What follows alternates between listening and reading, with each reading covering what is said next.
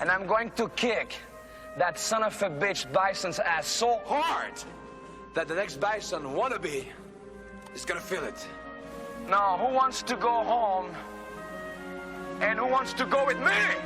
So this week's action figure spotlight, Kenny Omega, Street Fighter Edition. And of course, a bit of background on the Street Fighter franchise itself. It's worth over $12 billion. And of course, the Japanese franchise started off with their first iteration, which was like a 50-50 split.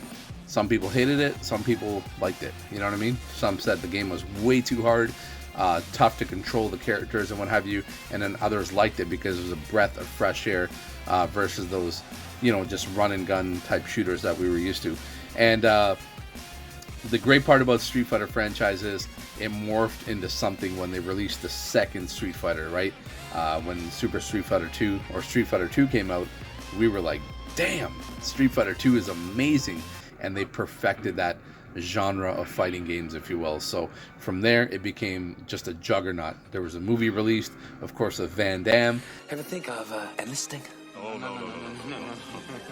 And then naturally, people like Kenny Omega gravitated towards this series. Street Fighter and Mortal Kombat were just going toe-to-toe at the arcades, man. It was like just insane how many quarters were being pumped into these two machines.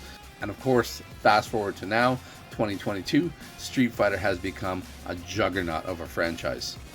So Street Fighter, one of the most successful video game franchises of all time, and Kenny Omega has aligned himself with a juggernaut in Capcom and of course Street Fighter.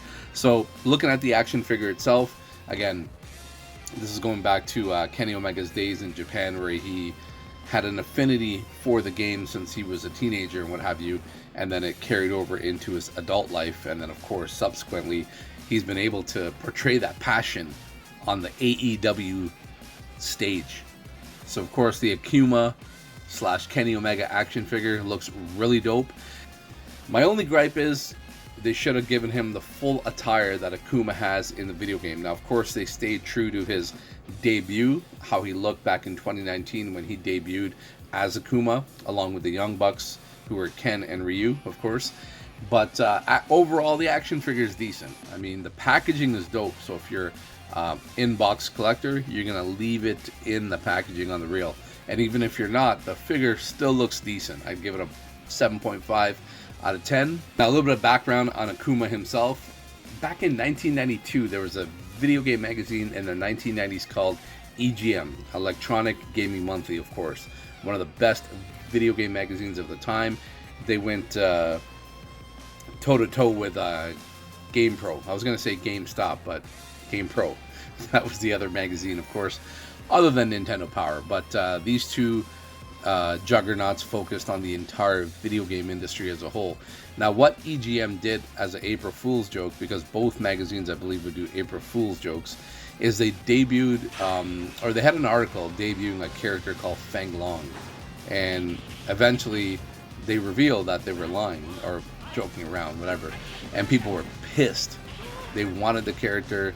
It was something new for Street Fighter, breathing new life, if you will, into the arcade hit series, right?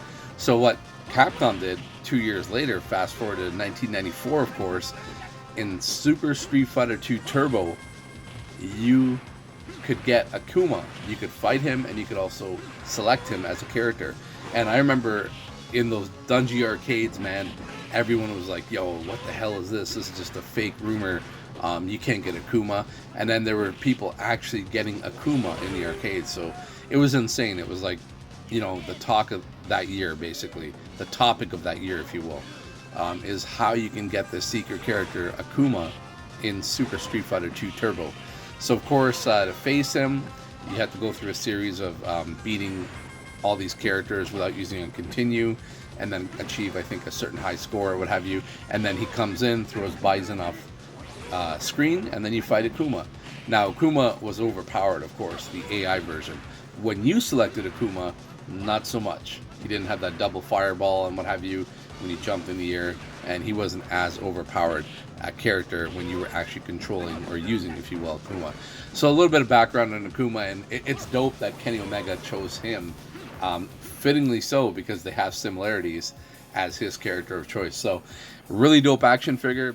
Big shout out to AEW, big shout out to Jazzwares, big shout out to Kenny Omega, and even a bigger shout out to Capcom by letting this infusion happen of AEW crossing over with Street Fighter. It's a great marketing strategy, because if you know, wrestling fans are also video game fans.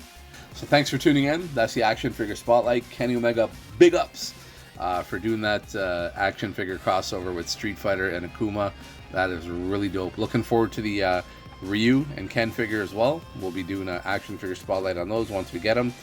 Make sure you like, subscribe, ring that bell so you know when the next video is dropping. And of course, more information on where you can catch me on the next event, Airwave / etc. etc. Chew! Keep on collecting.